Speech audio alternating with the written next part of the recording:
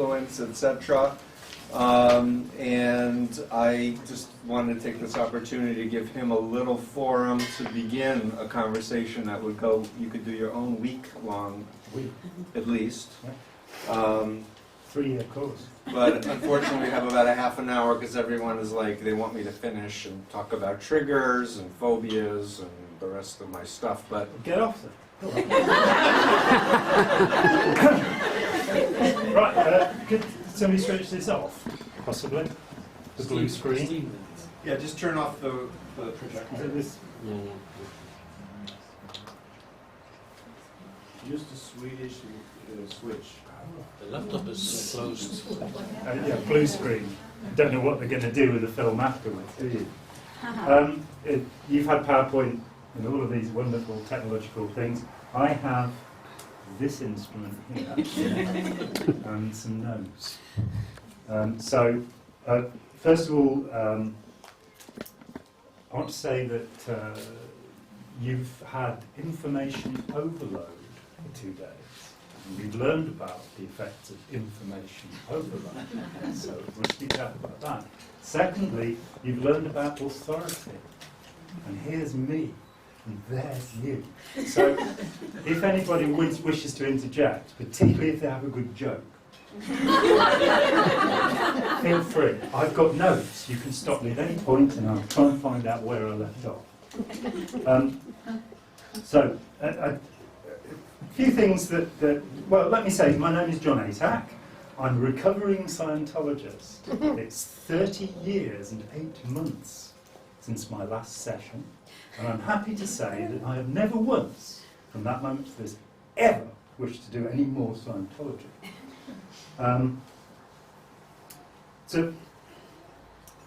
Yesterday in his excellent talk, Rob talked about social identity. And I thoroughly agree that our identity is not something, there's me, I'm an individual, and I'm, Could you just raise the mic? Raise the mic. Louder. I'm not sure I can. Yep. Yeah. Okay. Good. Now, for the last 2 days, everybody I've met has been told that I'm an ex-Scientologist. And I found my hackles rising a bit at that. I left Scientology, as I've said, nearly 31 years ago. My identity to myself, I don't go out and say, hi, I'm an ex-Scientologist. And I think that is part of, an important part, that we accept that we are, if we are, ex-cult members, but that is an aspect of our identity. Now, I stopped working on Scientology issues in 1996, so it's particularly strange to be repeatedly identified as this is what this man knows about. He wrote a book about this 24 years ago, and he can't get away from it. So I would rather that I'm identified as somebody who knows far too much about Scientology. And for me, having been a cult member, I was 19 when I got in, I was 28 when I left. And it's a trivial part of my identity. Even as a member, I wasn't a live-in member of the cult. I gave them money, they messed my head up.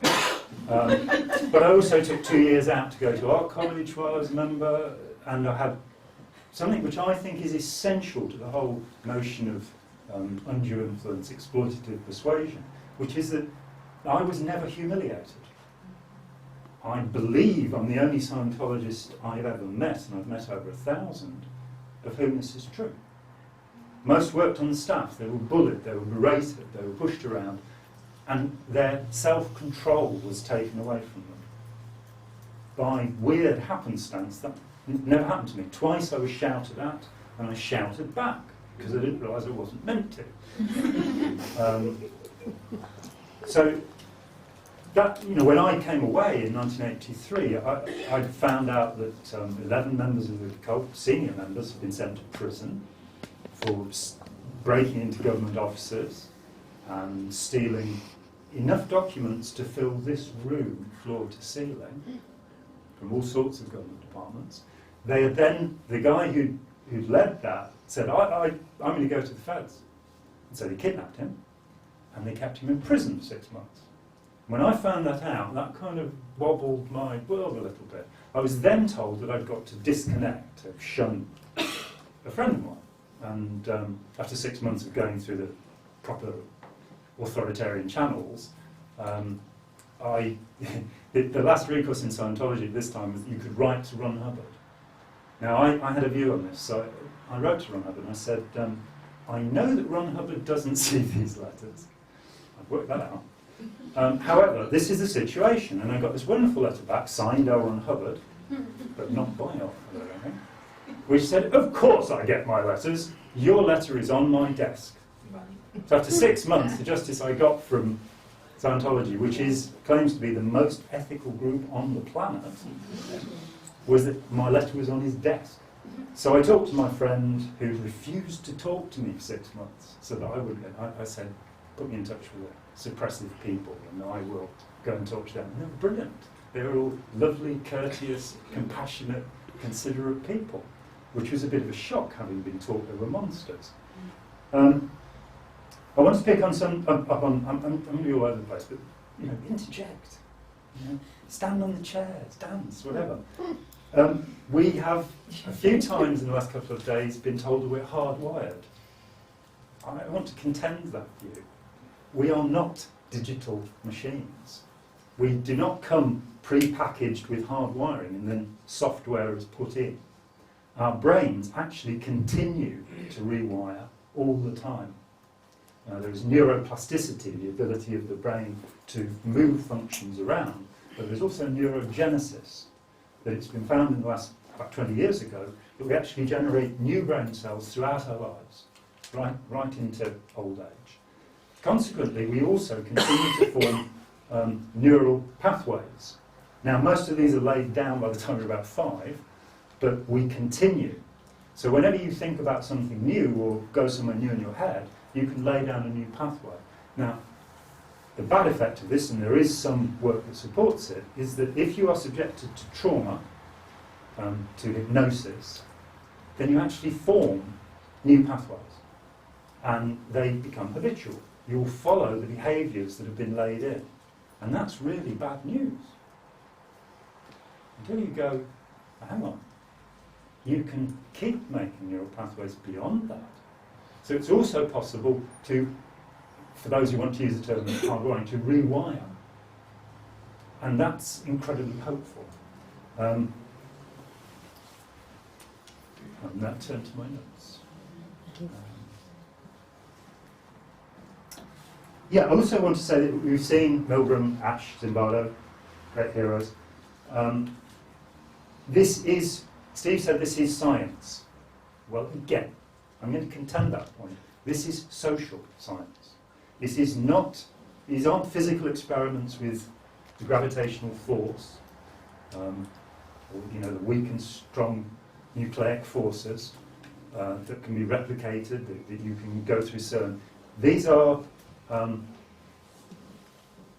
investigations rather than experiments in the hard sense of science. That doesn't mean that we should dismiss them, but it means that we should view them with the same scepticism with which we are seeking to view cults. The fact, for example, in Zimbardo's Stanford prison experiment, which is a vital and superb piece of work, but it is not properly an experiment, because there was no control group. For it to be an experiment, there'd have to have been a group alongside. Also, the experimenter himself, as we heard earlier, became so involved that he could not be objective. And in fact, his future wife had to say, stop! He then avers in The Lucifer Effect, to the end of his book, that he's proved that we are forced by situation to commit evil. And he then says, even though I don't have the evidence for it, I believe we are forced by situation to do good. Now, I strongly protest that view. He told the story in his book of Chip Frederick, the sergeant at Abu Ghraib, who received 8 years in prison for what he did, which I think is a bit harsh, considering it should have been George W. Bush who did the 8 years. I agree with him on that. But he told the story of Joe Darby in that book. Joe Darby, he said, hey, I'm going home, has anybody got any photos of Iraq? And somebody gave him a disc with those photos on. And he looked at them and he went, I'd better keep quiet about this. Because if I show these to anybody, my life will be at risk. And he thought about it and thought about it. And it was no situational or social pressure that made Joe Darby say, I've got to show this to somebody. The horrid truth is that Don Rumsfeld then outed him. And since then, Joe Darby has had to have bodyguards, because there are members of the US Marine Corps who will kill him if they get him. So Joe Darby had nothing to gain, everything to lose, no pressure on him at all. So I would say, yes, the majority of evil is committed because we go with the flow, because we go along with what's happening, because we daren't stand up and can't find ways to stand up.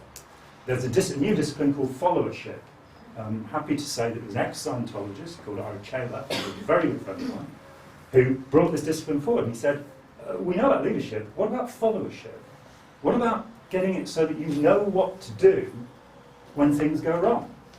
And he's developed that. He's written 2 books about it, and I recommend. He has worked for 30 years in Congress with politicians. And that's a developing field. I would aver that our goodness, while it can be situational, and there's a notion in some Christian groups that you do good because otherwise you'll be punished. And they say, well, if you don't believe in God, how can you do good? And it's like, well, because I believe in goodness. And I believe that I am a part of society, and that if society is harmed, the harm will come to me. That seems rational enough for me. It's not because I fear hell or wish to go to heaven. I don't like the sound of either, quite frankly. I couldn't go to heaven because I'd be worried about... Yeah, I'd be worried about, there are people being tortured in hell. I'm happy, look at them down there. That doesn't work for me. I'm just a bit oversensitive, I suppose. So, the point is with experiments on undue influence that, when Milgram did his experiments, he went to psychiatrists first and he said, what percentage of people will comply? And the average, which he did statistically, this is 1963 I think, was that they thought that 1% of people would comply. Everybody complied. 2/3 of the people went all the way to the extremely dangerous, fatal, nasty shock. There are some replications which do actually have a small percentage of people who didn't comply at all. But it's the reverse of what the psychiatrist said. About 1 or 2% of people will not comply. What we've been doing here is looking at that compliance. My concern, and it's written down here somewhere, it's good going on last because you just take notes of what everybody else says. When you leave a cult, you eventually have to accept that you're not a member of an elite. That's quite an important point. You're not a superior being. You're just another human being among many. The Dalai Lama said, he's a lovely bloke, said that he realised that he was the same as everybody else. And I think that's a very important realisation. And the journey back to Earth from this elevated state is not quite as far as it seemed. In fact, no matter how much hot air the cult pumped into your ego, you haven't actually left the ground. So, but the mental journey of returning back to the ground, the sense of superiority is a commonplace. One of my friends was an executive in Scientology for 10 years. And he went out and he said, right, I was an executive in this organisation, now I'm going to get a job. And he was horrified to find that the only job he could get was as a builder's labourer. And, I know he had problems with that.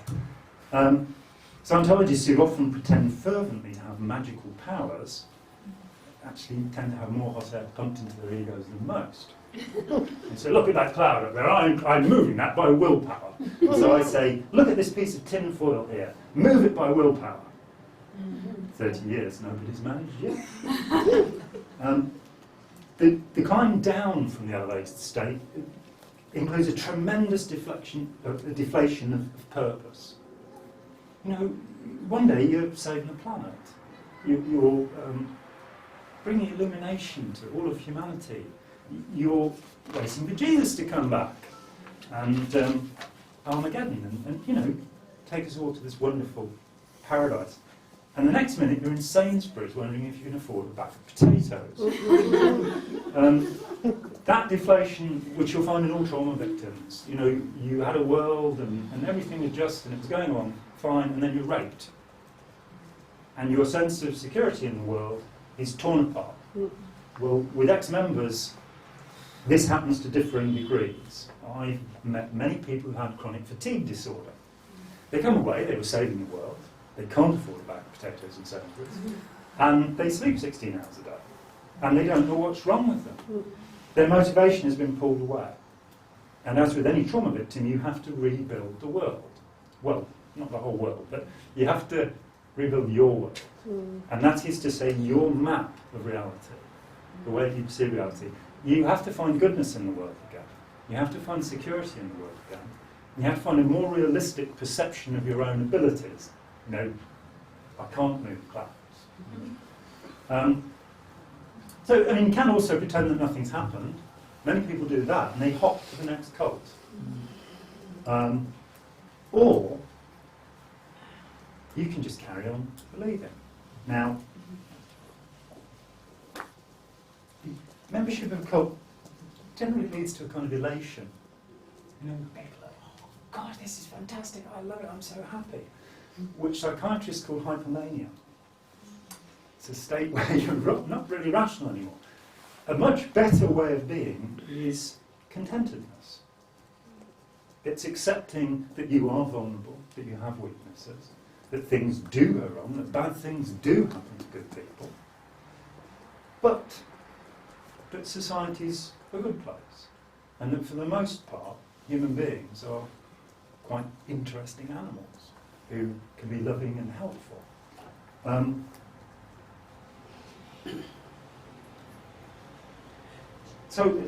My aim would be to find contentedness, some contentment in the world, not euphoria. But the old beliefs will remain. Scientologists will still audit for a certain number of years. They'll still do their counselling. I find it funny that a term that was used about accounting has moved over to become counselling. Like, we'll audit your bank account, and they do, until it's empty. Krishnas will still go Hare Krishna, Krishna Krishna, Hare Hare, 24 hours a day, because that's what they do. Witnesses will still expect Armageddon by next Wednesday. It can take a very long time for these ingrained beliefs and behaviours to wear thin, and a little help can come in handy. I left the field of Scientology in 1996 because I got tired of being sued and harassed and run down. It just gets wearing after a while, I'd done 12 years, it was enough. Then last year, the year before last, an Australian TV journalist who was writing a book asked if he'd come and see me, and I was like, well, yeah, all right then. Over the years, at 17 years away, I would talk to journalists if they were writing books. I would talk to people if they were not really messed up, but otherwise not interested. I didn't make any money doing it. Then he was writing books, so he came to see me, and to my surprise, he was a journalist. I've met hundreds of journalists, I've worked on hundreds of stories, and I have a pretty low opinion of the profession, I'm afraid to say. In that profession, you occasionally meet a compassionate person who has not gone into the cult of journalism, where after the story, they actually do care about some of the artifacts they're writing about. They realise they're people. He'd interviewed a young woman who was stepfather at the age of 6 began to sexually abuse her. When she was 11, she went to the police, made a statement. Scientology, a Scientologist called Jan Eastgate, persuaded her to withdraw her statement and sent her back into that house for 5 more years. At 16, she joined the C organisation, the military wing of Scientology, which is a 90-hour minimum week. And she spent 5 years doing that. And Steve Kinane, this journalist, said, look, I interviewed this woman, she did this programme, she needs help, will you talk to her? I went, all right. And in my head, I sort of went, yeah, 6 years, 5 years of abuse, back in the house 5 years, 16 when she joined the SEAL, 5 more years, SEAL, she's 22. She was 37. She'd left Scientology 16 years before. She'd taken a degree in medical science, so she's relatively smart. We're talking, and in our second conversation, she was 7 years old, second generation Scientologist, she said, is reality really an agreement? Alan Hubbard says that we're all making this all the time between us. And I said, well, if you're a hypnotist, yes it is. But otherwise, no. The next week, when I talked with her on the blessings of Skype, she said,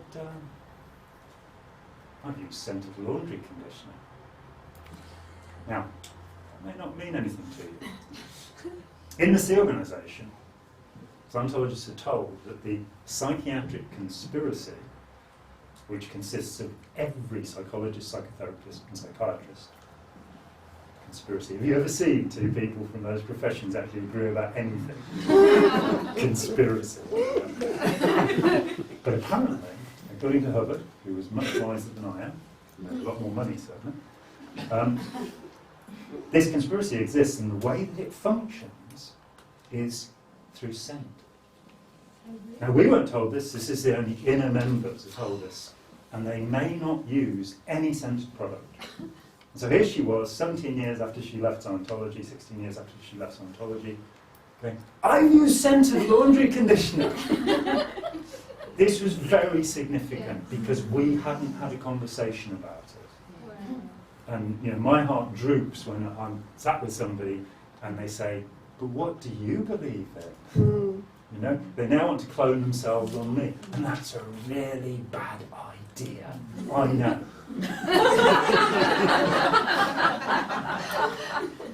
Ex-member groups can be very helpful, but all too often, as years will go by with nothing happening. Steve and I went to, in 1991, I was in Los Angeles and Steve was there, and I said, let's entertain ourselves by going to an ex-Scientology group. There were 25 people there. They'd been meeting for 5 years, and they would get together every week and gripe. Nothing had changed. They wanted to hurt people who were in the group. And you're going, the people in the group are victims. What do you want to do that for? But they focused themselves on doing this. In fact, they called themselves a focus group, and that was about right. And Steve and I pleaded with them. I mean, they said, we want to do a newsletter. And you've both, you know, Steve had done X-Moon, I've done Reconnection. What do we do with the newsletter? So I said, well, one, you don't write it in Scientologies. Write it so that anybody can pick it up and understand it. Yeah, okay. And two, don't make it snide and sneering. So you can probably find it online. They call it the informant. The informer. The informer. And it is written in this impenetrable jargon. I mean, Steve said that L. Ron Hubbard left a 500-page dictionary. I want to say something about that. Hubbard wrote a piece called Propaganda by Redefinition of Words, in which he explained that people will manipulate and control you by changing the meanings of words. It is a bit. Ron Hubbard left not one, but 2 500-page dictionaries of his redefinitions. So there may be a clue in that. In fact, it's true to say that the Guinness Book of Records can pick me up on this. L. Ron Hubbard was the most litigious man who's ever lived. Scientology, in one day, in about 10 years ago, dropped 3,500 court cases.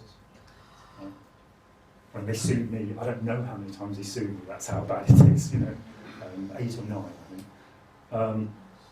And they will, you know, that was their thing, that if anybody criticises them, sue them. You know, the law can be used very easily to harass. That's a quote from the scriptures, as the US government recognises them, of Scientology. And he adds to that, of the person who's being litigated against, if possible, ruin him utterly, which is also scriptural. You can understand the IRS granting an exemption. It's like, yeah, they believe the same things we do. Did you have to respond to the litigation? To the... The litigation, did you have to respond? Oh yeah, I was bankrupted by paying for lawyers. You never got that back? No, it's a libel suit and you can't get legal aid, and lawyers are not cheap. In fact, I had a pro bono lawyer, pro bono for the good, no money, who rang me up just before Christmas one year and said, "You've got a hearing in 2 weeks' time, and unless you give me £9,000, I'm not going to give you your papers." She was a Christian who'd come pro bono. Changed my attitude a little bit. I think lawyers may not be the best people in the world. Then they just stopped suing. They stopped. They kept suing for 4 years after I left, after I stopped criticising them. And then eventually I had to agree not to say nasty things about Narconon, which is their drug rehabilitation agency. L. Ron Hubbard was a multiple drug abuser who smoked 120 cigarettes a day, so he knew about drugs.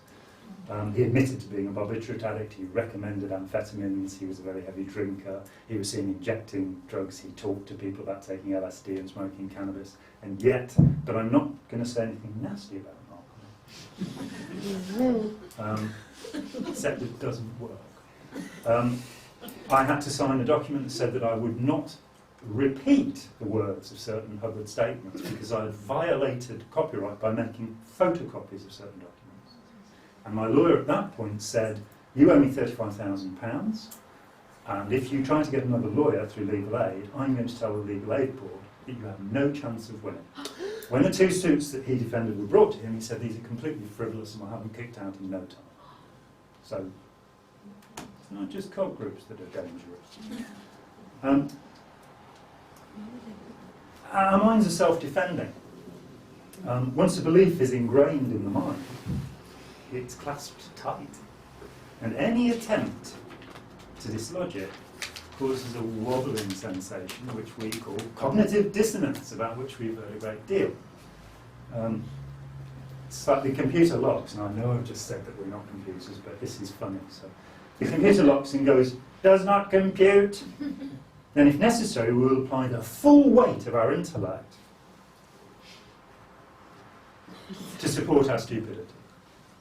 So we use every clever fibre we have to justify why we're doing stupid things.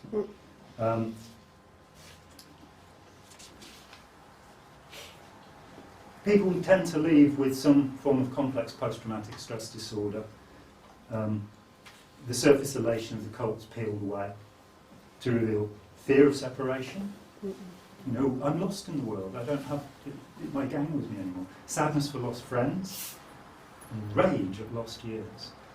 And I have a friend who spent 4 years housebound, fuming.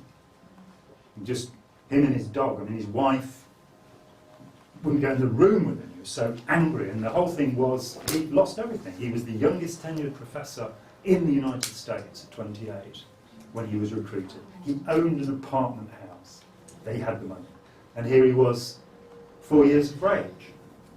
He turned that to good effect. He created an amazing archive of Scientology documents, which is now with Stephen Kent in University of Alberta. In the first stages of recovery, we need friendly support from people who are wise enough not to blame us.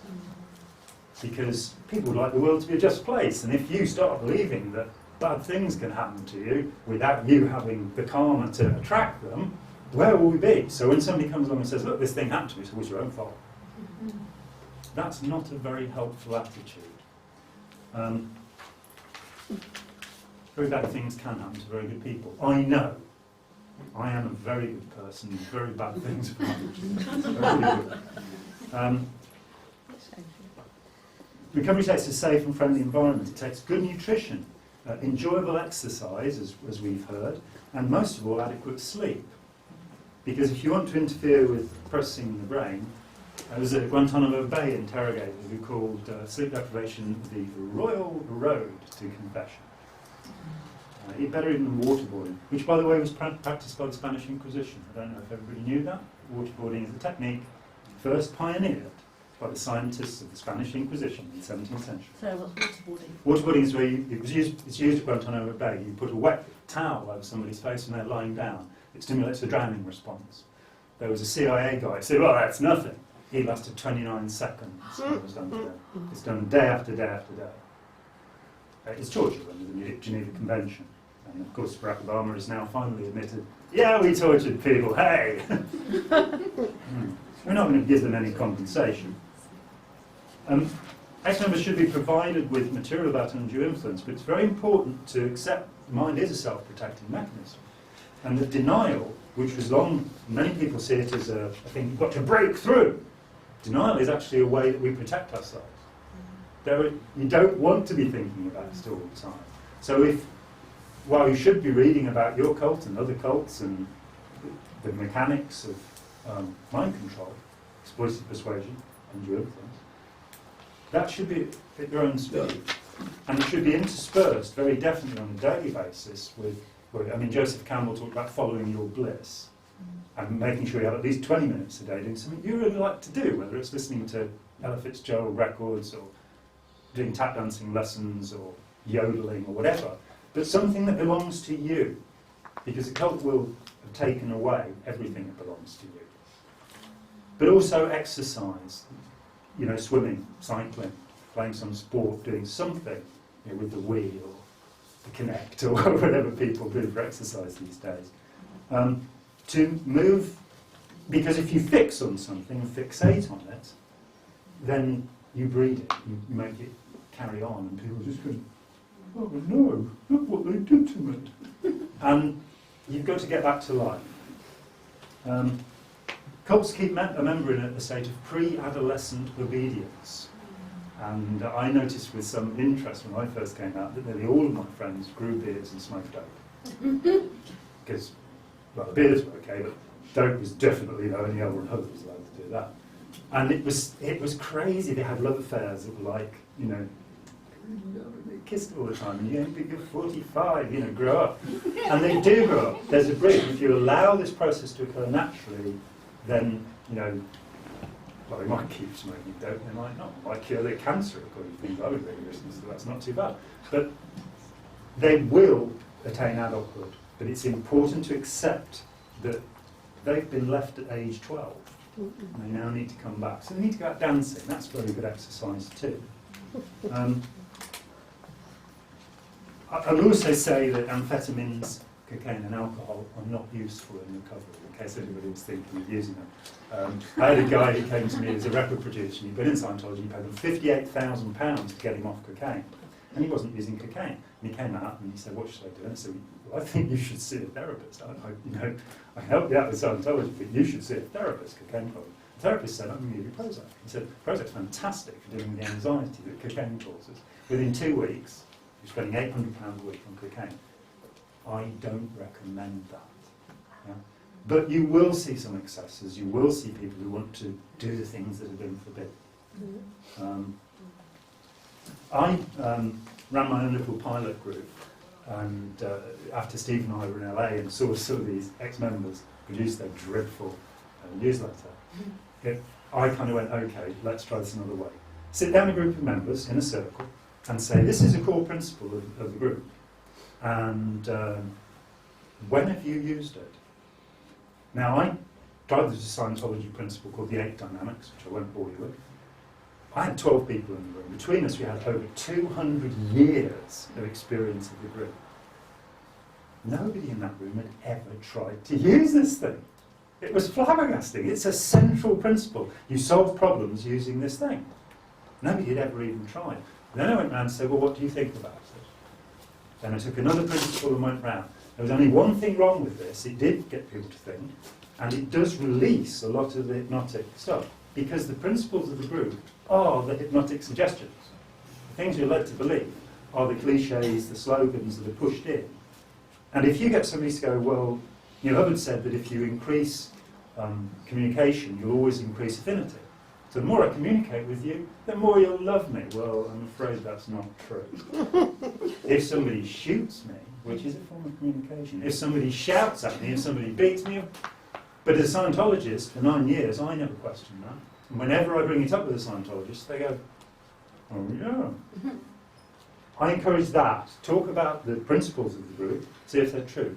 Also look back to the original texts. If you've come from a Bible group, look to the Gospels. A radicalised terrorist group, look to the Quran. wherever you are, and see if what you were being told is true. And it's very important, people come out of Scientology. Scientology has its own version of karma. It has reincarnation. I say to people, look, I don't mind you believing those things, I don't. But I don't care what you believe. What I do mind is, have you actually looked at anybody else's teaching than Hubbard's about it? Have you thought about the implications of it? And discussed principles in that way? And I think, by opening up that way, you can come away from, much of the mind control. Cult groups concepts tend to be embedded in a loaded language, and the first stage often of coming away from cult groups say, we use this word, and like rapture or in Scientology you have reasonableness, which is exactly the opposite of what it sounds. You're not allowed to be reasonable in Scientology.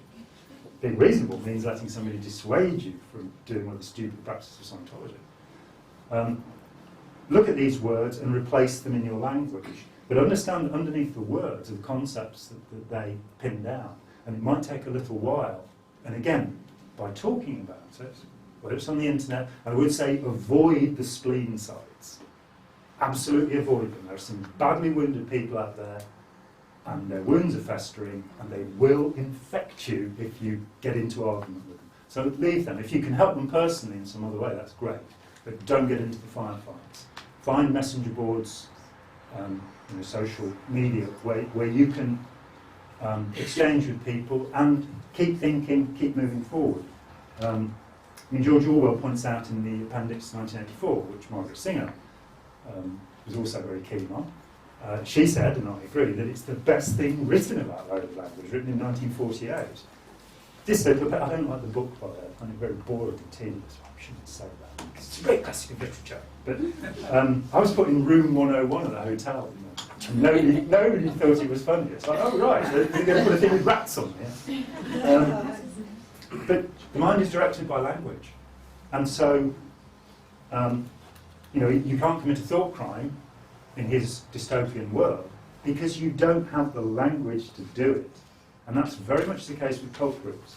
So you have to dig out the language, you have to get to the concepts underneath. There's a story about the Mennonites in the last few years, the Amish, that young Mennonites are starting to read the Bible in English, which is forbidden. They have the Bible, I think it's in Old High German, which none of them understand. So the elders, and the thing I saw was that these people are reading the Bible and said, where does it say that we've got to cross our braces at the back? I'm not kidding. They thought this was a biblical instruction. They thought that Jesus wore braces. Big thought, isn't it? Jesus and braces. Racing down. I'm glad I didn't get to read this. It's really boring.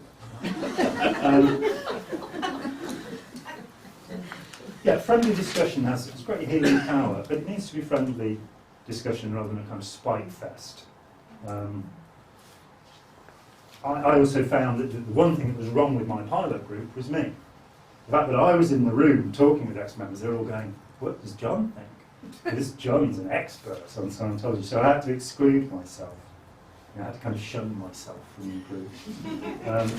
Nearly there. As cult concepts dissolved, critical thinking returns, but it's also good you can look at critical thinking websites. They do exist. I don't necessarily agree with everything they say, but nonetheless, you see there that, there is a different way of doing this, and generally critical thinking is a very simple concept. We talk about things. We allow everybody to express their opinions, and we don't, hit them. We don't say, that's totally wrong, that's against divine principle, or what have you. And you'll have to come back to the fundamental questions, I'm afraid. Should we try to love everyone? Jesus said we should. Is there a God? I don't think so. But maybe if I really find it, actually I do, so that's a difficult one. What's the purpose of life? I haven't got a clue. But, no, that's not true, actually. If you write out a check, I'll tell you. Enjoy the freedom to challenge every and any assumption. If you don't feel confident to challenge a great authority like myself, go away and say bad things about me afterwards. Dr. Viktor Frankl, and I'm nearly there, survived Dachau in Auschwitz. His books are wonderful. He used his understanding and his unflagging compassion, considering what he'd been through, to make great contributions to psychotherapy. His logotherapy is fascinating and still in use, and it still has elements that have not properly been, pulled into mainstream psychotherapy. He survived by thinking of the lectures he was going to give, and in talking to cult members. Do you mind me mentioning you, Arthur? Arthur was in solitary confinement for 12 years. 12 years. Most people within about 4 days go mad. Arthur composed... explains a lot.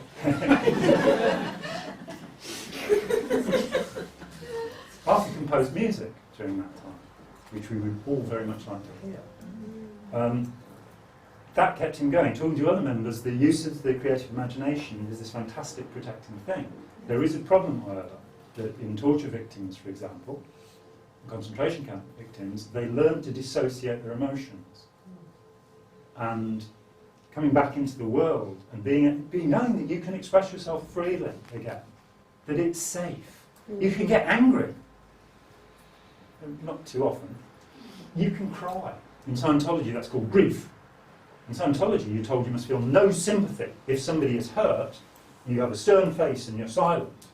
So, talking to my friend in Australia, she and her mother visited me the other week, which was amazing. The mum who was there to have the Scientologist one, that experience. And I said to her, when she was a little girl, if she fell over and grazed her knee, did you say there? And she went, I don't remember. I suppose I didn't. And that means that you don't have the normal empathic responses. They're taken away from you. I've got a list of recommended reading, but we can put that on the internet later. I'm very big at the moment on a book called Shattered Assumptions, which is written 22 years ago. It's about post-traumatic stress disorder recovery by Ronnie Janoff Bullman. That I recommend to everybody in terms of that's just recovery from trauma. And as we're saying, Undue Influence operates throughout society.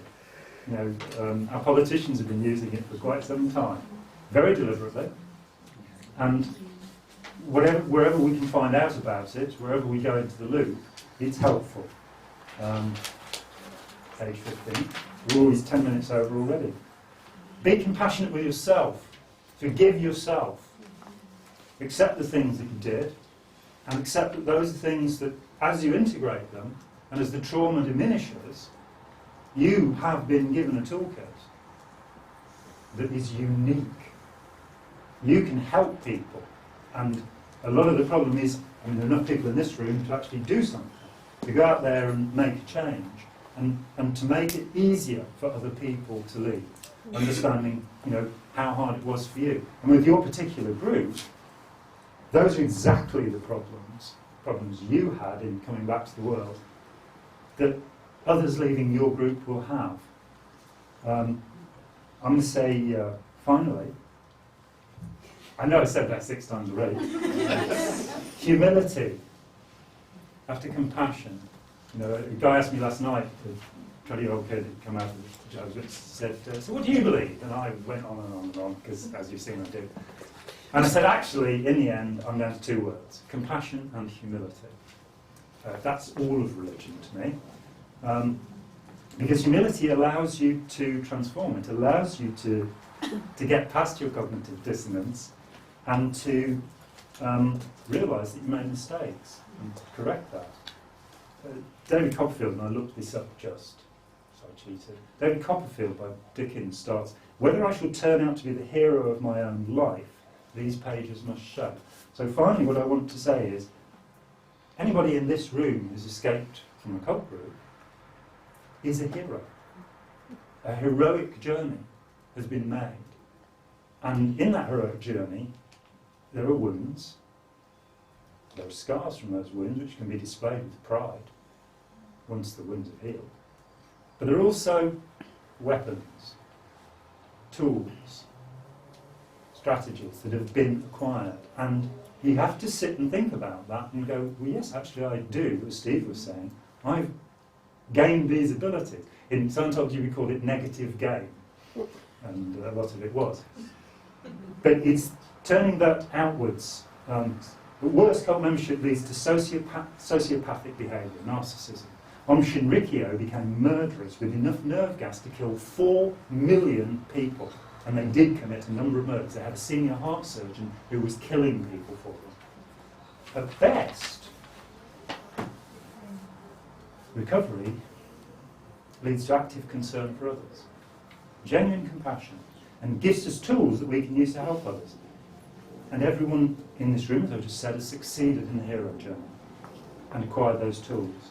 And it took all of the pain and all of the suffering and all of the hardship to give you that gift. My name's still Jon Atack, and thank you very much.